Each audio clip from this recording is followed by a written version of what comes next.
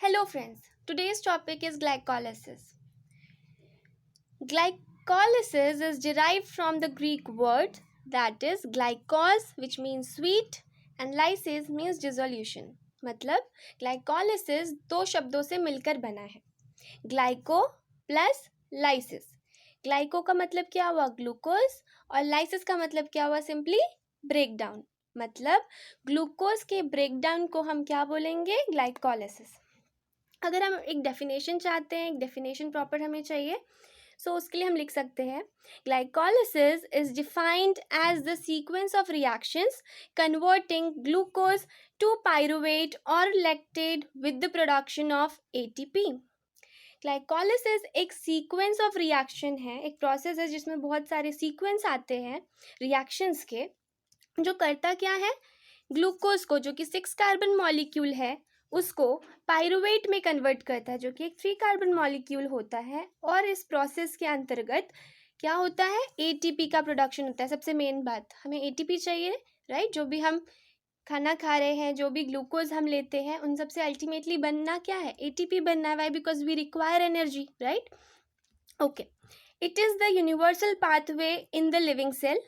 ये एक universal pathway है, ये हम आगे डिस्कस करेंगे. This pathway is often referred to as Embden-Meyerhof-Parnas pathway or EMP pathway due to the contribution of some biochemist. इस pathway को हम EMP pathway भी बोलते हैं. Glycolysis और glycolysis takes place in all cells of the body. ये हर cells में process होती है. The enzymes of this pathway are present in the cytosomal fraction of the cell. जो इसके एंजाइम्स हैं जो ये प्रोसेस करवाता है वो एंजाइम्स हमारे साइटोसोमल फ्रैक्शन में होते हैं. साइटोसोमल फ्रैक्शन ऑफ सेल में होते हैं का मतलब क्या हुआ साइटोप्लाज्म में होते हैं. Glycolysis occurs in the absence of oxygen, then it is known as anaerobic. और अगर प्रेजेंस में होंगे तो क्या बोलेंगे एरोबिक. मतलब ग्लाइकोलिसिस अगर ऑक्सीजन के प्रेजेंस में हो रहा है तो प्रोसेस एरोबिक हो गया और एब्सेंस में हो रहा है तो एनारोबिक हो गया. एनारोबिक होगा तो लैक्टेट हमारा एंड प्रोडक्ट होगा और अगर एरोबिक में होगा तो पायरुवेट हमारा एंड प्रोडक्ट होगा, right. Glycolysis is a major pathway for ATP synthesis in tissue lacking mitochondria, example erythrocyte, cornea, lens, etc. Glycolysis is very essential for brain which is dependent on glucose for energy. The glucose in brain has to undergo glycolysis before it is oxidized to CO2 and H2O.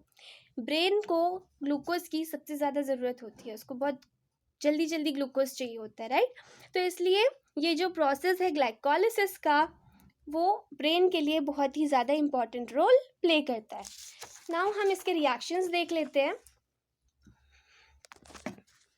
देखिए ये पूरा इसका reaction का chart है कि glucose से pyruvate कैसे बन रहा है, राइट. अब हम उसको थोड़ा डिस्कस कर लेते हैं.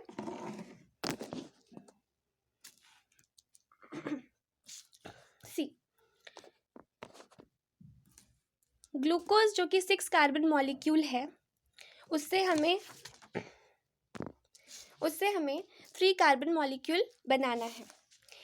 ये जो प्रोसेस है इसमें हो क्या रहा है कि एक ग्लूकोज मॉलिक्यूल को हम यहाँ से 2 जाएगा साइकिल, मतलब ग्लूकोज से एक ग्लूकोज मॉलिक्यूल से 2 पायरुवेट का फॉर्मेशन होगा, एक यहाँ पर एक यहाँ पर. तो हम इधर एक डिस्कस करेंगे, उसी को डबल कर देंगे तो वी विल नो कि क्या आउटपुट होने वाला है, कितना एटीपी मिलने वाला है. ये चीज़ ध्यान से सुनिएगा. ये जो ग्लूकोज है ग्लूकोज एक है, एक मॉलिक्यूल है ग्लूकोज का, उससे हमें 2 मॉलिक्यूल बनाने हैं पायरुवेट के. तो इस पूरे प्रोसेस में इधर जो जो चीज़ें बनेंगी इधर भी वही चीज़ें बनेंगी. तो अभी हम यहाँ एक चीज़ डिस्कस कर रहे हैं, जो भी चीज़ यहाँ बनेगी प्लस उतना ही यहाँ पे भी बनने वाला है. तो जब भी हम बात करते हैं कि ग्लूकोज से पायरुवेट में कितना एटीपी का प्रोडक्शन हुआ, कितने NADH बने, कितना वाटर मॉलिक्यूल बना, तो हम ये पूरा दोनों साइड का बताते हैं. तो ये चीज़ आपको क्लियर रहनी चाहिए. ये प्रोसेस में मेन 3 डिविजन्स किए गए हैं. पहला है एनर्जी इन्वेस्टमेंट फेज, मतलब एनर्जी लगेगी, एनर्जी को हमें इन्वेस्ट करना होगा इस प्रोसेस में. इधर के ये जो 4 प्रोसेस हैं, स्टेप्स हैं, यहाँ पे हमें एटीपी प्रोवाइड करना है, इस प्रोसेस में हमें एटीपी देना है। तो ग्लूकोज से ग्लूकोज 6 फॉस्फेट बना, फिर ग्लूकोज फ्रक्टोज 6 फॉस्फेट बना, फ्रक्टोज 1,6 बिस फॉस्फेट बना, और यहाँ पे रिस्पेक्टिव एंजाइम्स यूज हुए। इस प्रोसेस में ये क्योंकि इधर भी होगा और यहाँ से इधर भी होगा, तो 2 एटीपी यूज होंगे यहाँ पर 2 एडीपी फॉर्मेशन के लिए। ठीक है,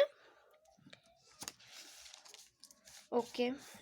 तो यहाँ ध्यान दीजिएगा, यहाँ पर हमारा 2 एटीपी जो है माइनस में लेकर चलते हैं कि यहाँ पे दोनों साइड का हम ले रहे हैं। ठीक है, एक साइड, एक साइकिल नहीं बता रहे हैं हम, दोनों जगह जाएगा, एक यहाँ एक यहाँ, तो 2 एटीपी यूज हो गए। अब यहाँ पे क्या हुआ, यहाँ पे भी आएगा, this is the splitting phase, क्योंकि ये बट गया, यहाँ पर स्प्लिटिंग फेज नाम पड़ गया इसका। अब हम यहाँ डिस्कस कर रहे हैं, सेम चीज़ यहाँ होने वाली है।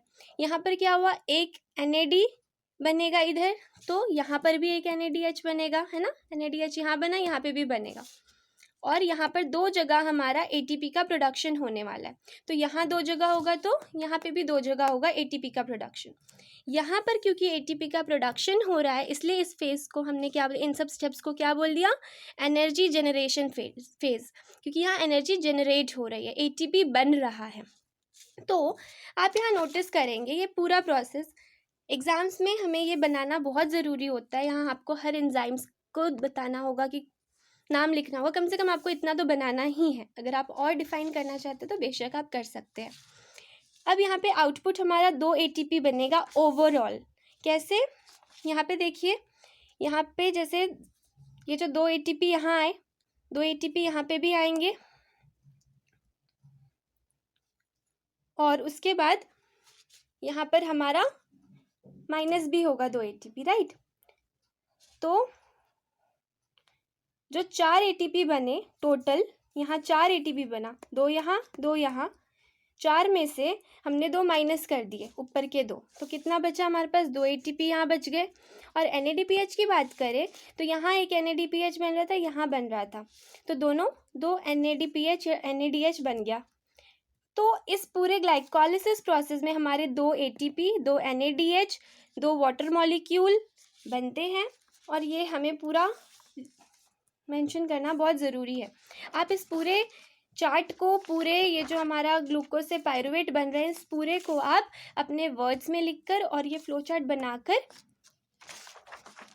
और ये इंट्रोडक्शन भी आप अच्छे से डाल सकते हैं, ये सब डालकर आप अपना एक्सप्लेन कर सकते हैं ग्लाइकोलाइसिस को या ग्लाइकोलाइसिस को।